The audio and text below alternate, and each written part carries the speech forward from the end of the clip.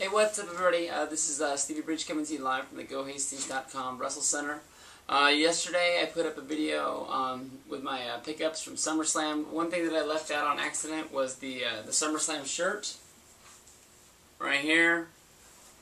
Front and back. Picked up this one. It's the normal card show. It's got your Team WWE against Nexus shirt. And then on the back, you've also got Kane and Rey Mysterio, and then you've also got Sheamus and Randy Orton. Comes with a complete card rundown. This was the real one that they were selling inside, not the bootleg ones that they were selling on the corner. But a really cool shirt.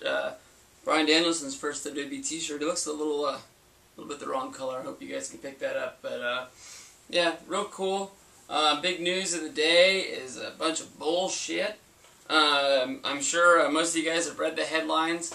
The big headline of the day on most wrestling dirt sheets out there is Jack Swagger. His push as a main eventer in the WWE is done. I think I said this last week or a couple weeks ago when WWE went on return. Whenever WWE throws their shows in the can, meaning they've already shot them, I mean they're not going to be shooting anymore. There's no live SmackDowns. There's no live Raws. Everything's already all done. They taped the show in Bakersfield. They taped Raw in LA when I was there, and you know they're heading off on Japan. They're going on a big tour. You know, wrestling news sort of dies unless like somebody like goes overseas and really throws a fit, like the plane ride from hell of 2002, or like when the Raw guys got in a fight with the kickboxers over in England a couple of years ago. Besides for that, wrestling news sort of is dead. They keep these wrestlers on such a short string when they go over there that nothing really breaks out over there. And so, you know, somebody wrote this story and it's getting pushed around like it's truth, like this gospel. Jack Swagger is not dead. I mean, just on the last SmackDown tapings, they used him on Superstars. He's on Superstars tonight. Just watched the match, and they're a great match. He's in a feud right now with MVP. And they also used them after the show was over in the Dark Show main event, this three-way steel cage match for the WWE or for the World Heavyweight Championship. So I mean, why would they still be putting him in dark matches for the title if his push as a main eventer is dead? That's just crazy. Somebody's just looking for a story to put out there, you know, to make themselves famous, and that's all that is. I'm not worried about Jack Swagger at all. Jack Swagger is a young guy. He's got the world ahead of him. He already has one world title reign under his belt, and I'm sure he's going to have many more by the time he's done. He's a great all-around wrestler, and he's got a good character as just a good base wrestler, and he's going to go far in this company, and there's no reason why anybody should believe this. Last night in my free time, I watched this DVD, Bryan Danielson, Rise to Glory. I'm honestly looking forward to this guy's push a lot in the WWE. I think he's on a surefire way right now to get the U.S. title for The Miz, the next pay-per-view. I'm thinking that they're pushing Miz to bigger and better things so they can get the U.S. title off of him finally, and I think Bryan's the guy that's going to take it. This DVD is a great DVD. It only has 1, 2, 3, 4, 5, 6 matches, but most of these are like, you know, time limit main events where they go real long. None of these are real short matches. From what I've seen, unless they just put the best of Bryan Danielson on here, he's a great wrestler. I don't want to be the guy out there saying that I've watched 6 matches of somebody and call him the greatest, but I mean, this is the best all-around wrestler I've seen in the world today. I mean, I don't know a lot about the Indies. I don't know a lot about the Japan. I'm sure somebody out there is going to send me some comments saying there's somebody better, but I'm honestly looking forward to what he's going to be doing in the WWE. Which is the company that I watch the most, and I'm also looking to pick up more ROH stuff. I'm out there looking for like a ROH comp of some stuff. If anybody knows of a good one on IOP or anything like that, looking for something about 3 discs. Hopefully some stuff that's not on there. Hopefully some real good stuff that I could check out and dive deeper and check this guy out. One way I think that you could push Bryan Danielson, like I said, I think at the next pay-per-view, I think he's going to be picking up the win over The Miz. I think he's going to be winning the U.S. title.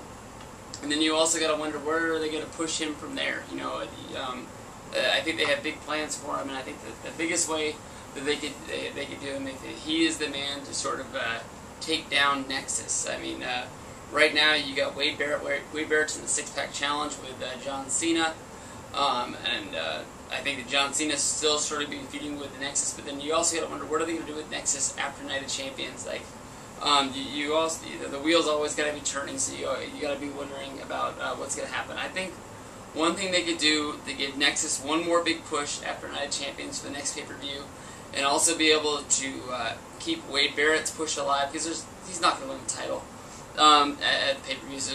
It's not even to think about it. It's going to be cool to see them push where like the Nexus is able to put Wade Barrett in good situations, like beating down on the other guys that are in the match, trying to soften them up for Barrett. But I don't see Barrett leaving pay-per-view with a title anyway. So the ultimate thing that I see happening in pay-per-view is that Miz is going to lose to Bryan Danielson, but he will cash in, and at the end of the pay-per-view he will either win the title or be in the title picture. So I don't see the Bryan Danielson versus Miz angle going past Night of Champions. I think that it's going to be one match to sort of break ties. He's going to take off for the title, and he's going to go off the bigger, better things. One way I think that Bryan Danielson can do this would be to split the Nexus. There was 8 guys to start with. Bryan Danielson's out, and Darren Young, Black Cena's out. So right now you're at 6-on-2. One thing I think they could do with Nexus is get the 2 guys that people think are mostly face anyways, either by having them lose matches or just getting straight out kicked out of Nexus. I think if you took Justin Gabriel and you took Heath Slater and you put them on a team with Bryan Danielson and Black Cena, I think you also have a bigger guys versus shorter guys feud that I think could elevate Bryan Danielson and also break up the Nexus in the end. To where these guys can go off and do their own thing, and they don't have to worry about what they're going to do with this big group of guys anymore. So as for moving on after Night of Champions, which I believe is the Survivor Series, they can do a 4-on-4 tag where you would have the bigger guys. You have Wade Barrett with David Otunga, Skip Sheffield, and Michael Tarver. Michael Tarver's the man. Give you one of those. Yeah, come on. And then you'd also have Bryan Danielson. You'd have Heath Slater. You have Justin Gabriel. And you have Darren Young, Black Cena. I think that would be a good match. I think that's one way that you could elevate Bryan Danielson as a leader of a group. You could also have Nexus, which could either push Nexus ahead as a 4-man group, or they could also be the dissolve of Nexus to where those guys can go off on their own, and they don't have to worry about the shirts anymore. Nexus right now at SummerSlam was the hottest T-shirt out, so they might have bigger plans where they push these guys farther, maybe just getting Darren Young out, they thought made them stronger for some way. But I think if they were to bring him back and give him just one more chance, it's hard when you break in as a group to find your own way. I mean, normally you can see that Wade Barrett is the spokesman of Nexus. He's the guy that looks like he's going to get a bigger push. But also, Skip Sheffield gets his shots in there. Justin Gabriel's 450 splash is always highlighted as a big thing. So that's what I see pushing forward.